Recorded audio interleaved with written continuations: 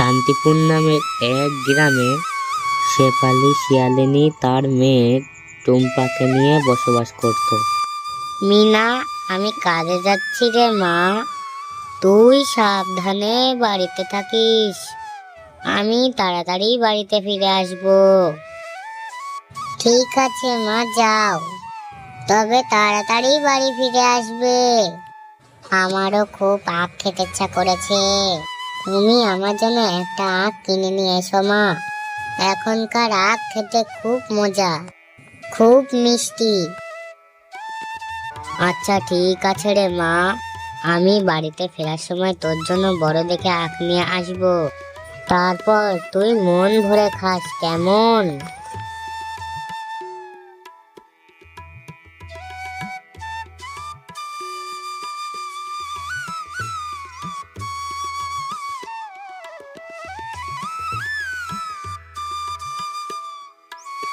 কি রে শেফালি, রোজ রোজ এত দেরি করে কাজে আসিস কেন? আজকেও তো দেরি করে এসেছিস। তোকে আর আমার বাড়িতে কাজ করতে হবে না। যা, আমি ভালো দেখে একটা নতুন কাজের লোক রেখে দেবো। কিন্তু ম্যাডাম, আমার সাথে এমন করে কেন কথা বলছেন? আমি তো সঠিক সময়েই কাজে এসেছি। দয়া করে আমাকে কাজ থেকে বের করে দেবেন না, তা না হলে যে মেয়েটাকে নিয়ে না খেয়ে মরতে হবে। আরে আরে, তুই খেয়ে থাকবি না না খেয়ে থাকবি সেটা আমার দেখার বিষয়। আমি সস্তায় একটা ভালো মানের কাজের লোক পেয়েছি, তাকে কম টাকা দিলেও চলবে। তুই এখন এখান থেকে যা তো। বাঘিনী মামি যে আমাকে কাজ থেকে তাড়িয়ে দিল, এখন যে আমি কোথায় যাব? মেয়েটা একটা আখ খেতে চেয়েছে, তার জন্য বাজার থেকে একটা আখ কিনে নিয়ে যাই।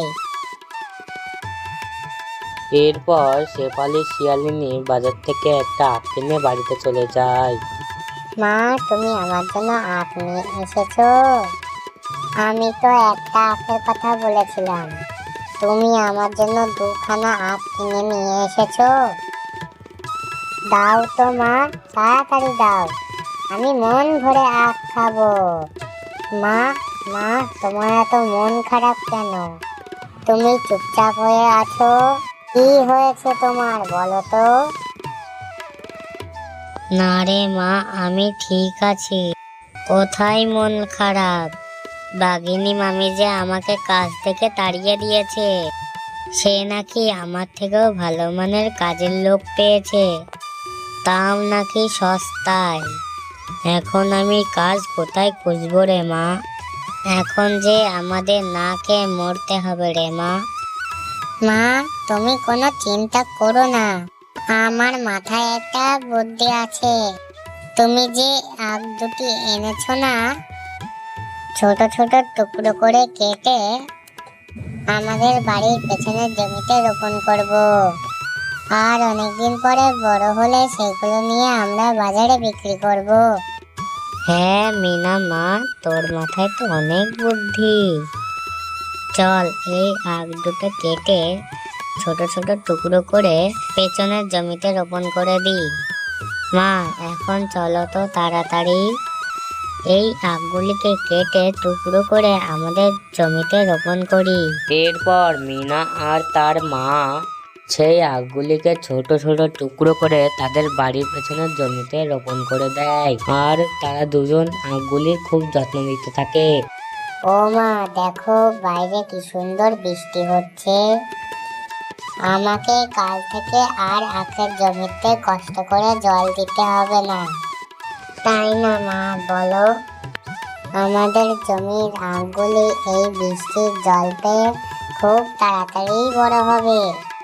হ্যাঁ রে মা, এইভাবে বৃষ্টি চলতে থাকলে আমাদের জমির আখগুলো খুব তাড়াতাড়ি বড় হবে, আর অনেক মিষ্টিও হবে।